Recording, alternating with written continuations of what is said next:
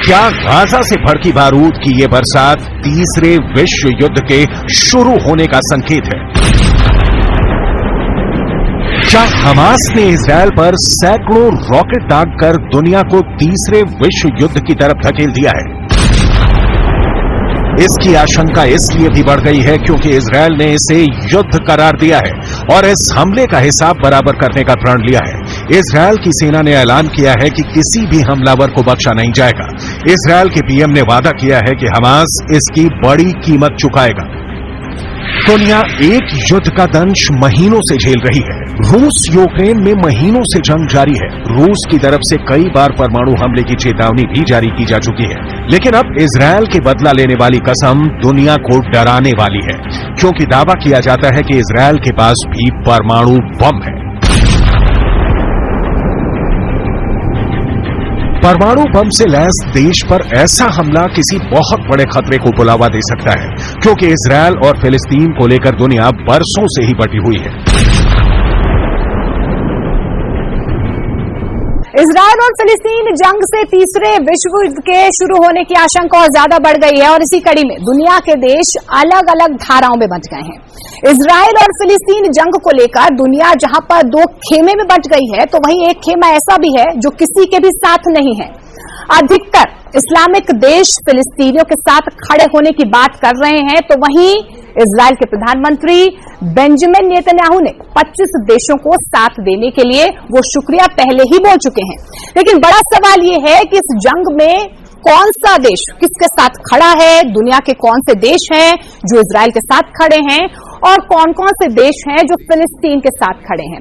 सबसे पहले अब आपको बता दें ग्राफिकली कि इजरायल के साथ कौन कौन से देश खड़े हैं। America, Britain, France, Germany, Australia, Albania, Austria, Brazil, Canada, Colombia, Cyprus, Georgia, Hungary, Italy, Slovenia और यूक्रेन, ये तमाम देश हैं जो इजरायल के साथ फिलहाल खड़े हुए हैं। तो दूसरी तरफ फिलिस्तीन के साथ कौन खड़ा है?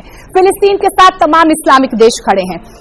चीन, तुर्की, ईरान, पाकिस्तान, कुवैत और खाड़ी देश, ये तमाम देश हैं जो इस वक्त फिलिस्तीन के साथ खड़े हैं, यानी कि तमाम ऐसे इस्लामिक देश हैं जो इजरायल के खिलाफ हैं।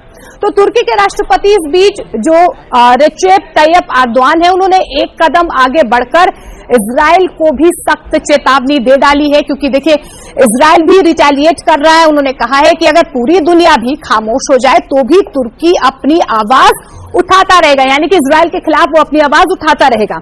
इस बीच कुछ देशों ने बीच का रास्ता भी अपना लिया है। इजरायल और फिलिस्तीन विवाद पर भारत ने दोनों पक्षों के बीच किसी का ना तो समर्थन किया है और ना ही वो पक्ष में आया है। तो भारत ने ना किसी का समर्थन किया है, ना ही भारत किसी के पक्ष में आया है। वहीं रूस की आपको बता दें क्या स्थिति है। फिलहाल रूस भी इजरायल और फिलिस्तीन विवाद पर बीच का ही रास्ता अपना रहा है, लेकिन ऐसी आशंका भी जताई जा रही है कि अगर दोनों देशों के बीच युद्ध शुरू हो गया तो रूस फिलिस्तीन के साथ आ सकता है। इजरायल पर हमास के आतंकी हमले के बाद प्रधानमंत्री नरेंद्र मोदी ने प्रतिक्रिया दी है। मोदी ने कहा कि इजरायल में आतंकवादी हमलों की खबर से गहरा सदमा लगा है। हमारी संवेदनाएं और प्रार्थनाएं निर्दोष पीड़ितों और उनके परिवारों के साथ है। हम इस कठिन समय में इजरायल के साथ एकजुटता से खड़े हैं। पिछले साल मई के बाद पहली बार गाजा पट्टी में इजरायल पर मिसाइलों की बौछार की गई है। इस हमले के बाद बरसों से सुलगते एक और फ्रंट पर जंग की शुरुआत हो गई है। अगर दुनिया के वॉर फ्रंटों की बात करें तो रूस और यूक्रेन के बीच पहले से ही जंग चल रही है। इजरायल और ईरान का युद्ध कभी भी छिड़ सकता है। ईरान अपने साथ कई और मुस्लिम मुल्कों को इजरायल के खिलाफ खड़ा कर सकता है। लीबिया में भी इजरायल के खिलाफ गुस्से को लेकर विरोध प्रदर्शन और बवाल हो रहा है। चीन और ताइवान के बीच आए दिन जंग की आहट सुनाई देती है। तीसरा war front Kim Jong Un ने दक्षिण कोरिया के खिलाफ खोल रखा है। अफ्रीका के देश नाइजर में फ्रांस के खिलाफ बगावत भड़की हुई है। भविष्य में पोलैंड और बेलारूस के युद्ध से भी इनकार नहीं किया जा सकता है। रूस और फिनलैंड के बीच भी बॉर्डर पर तनाव बरकरार है। आर्मीनिया और अजरबैजान के बीच गोलीबारी जारी है। चीन और ताइवान में भी तनातनी लगातार जारी है। नॉर्थ कोरिया साउथ कोरिया के बीच युद्ध के मोर्चे सज रहे हैं। क्योंकि नॉर्थ कोरिया के तानाशाह किम जोंग लगातार उकसाने वाली कार्रवाई करते हुए खतरनाक परमाणु मिसाइलों का परीक्षण कर रहे हैं। तीसरे विश्व युद्ध की एक वजह परमाणु हथियारों की होड़ भी बन सकती है, क्योंकि कई देश लगातार गुपचुप तरीके से परमाणु ताकत को बढ़ा रहे हैं। इसकी सीक्रेट रिपोर्ट भी आपको दिखाने वाले हैं, लेकिन उससे पहले इजरायल की परमाणु ताकत को जान लेना भी बहुत जरूरी है। इजरायल की सैन्य शक्ति दुनिया से छिपी नहीं। इजरायल हर ओर दुश्मनों से घिरा हुआ है, फिर भी किसी की हिम्मत नहीं है कि उससे सीधा पंगा ले सके। इसके पीछे इजरायल की ताकतवर सेना है, इजरायल के घातक हथियार है, इजरायल के परमाणु हथियार हैं, लेकिन इजरायल अरसे से अपने परमाणु हथियारों पर खुलकर बोलने से बचता आया है। लेकिन खुफिया रिपोर्ट बताती है कि इजरायल 1950 से गुप्त रूप से परमाणु हथियार बनाने में लगा था। दुनिया से छिप छिप कर परमाणु बम बनाने में लगा था। 29 साल बाद उसे तब कामयाबी मिली जब 22 सितंबर 1979 को रहस्यमयी परमाणु परीक्षण किया।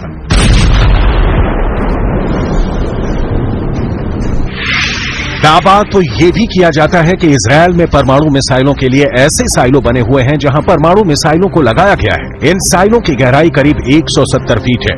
साइलो का भूमिगत परिसर 3 हिस्सों में बटा है। पहले हिस्से में मुख्य साइलो है, जो मिसाइल का लॉन्च पैड है। यहीं परमाणु बम से लैस मिसाइलें भी रखी जाएंगी। दूसरा हिस्सा मास्टर कंट्रोल रूम होता है, जहां मिसाइल लॉन्च का बटन होता है। तीसरे हिस्से में मिसाइल सेंटर में काम करने वालों के क्वार्टर बने होते हैं। इसमें पानी, बिजली और सीवेज सिस्टम है। पूरे भूमिगत परिसर को परमाणु हमले का सामना करने के लिए भी डिजाइन किया गया है। दावे के मुताबिक आज की तारीख में इजरायल के शांत रेगिस्तान में नेगेव परमाणु रिसर्च सेंटर है, जहां ताकतवर हथियार बनाने का काम किया जाता है। Stockholm International Peace Research Institute के मुताबिक इजरायल के पास करीब 90 परमाणु हथियारों का जखीरा है, लेकिन इजरायल ने कभी भी खुद को परमाणु हथियारों से संपन्न देश नहीं बताया है, लेकिन इशारों ही इशारों में अपनी परमाणु ताकत की धौंस दुनिया को दिखाते आया है। लेकिन इससे भी इनकार नहीं किया जा सकता कि इजरायल पर इस वक्त 2 तरफ से हमले का डर है। पहला है फिलिस्तीन, जिससे दे दनादन हमले शुरू हो गए हैं। वहीं दूसरा देश ईरान है, जिसने इजरायल को कई बार वीडियो जारी कर धमका चुका है।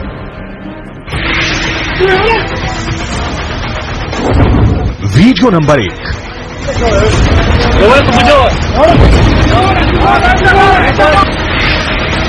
Video number 2।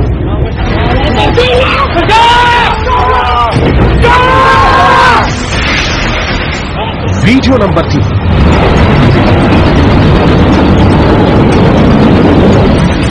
ये 3 वीडियो तो बस बानगी है। ईरान इजरायल में खौफ भरने के लिए ऐसे कई वीडियो रिलीज कर चुका है।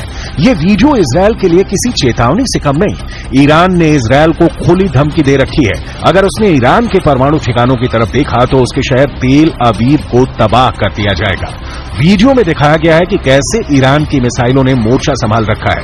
ईरान के मीडिया के मुताबिक इन मिसाइलों के निशाने पर इजरायल का तेल अवीव शहर था।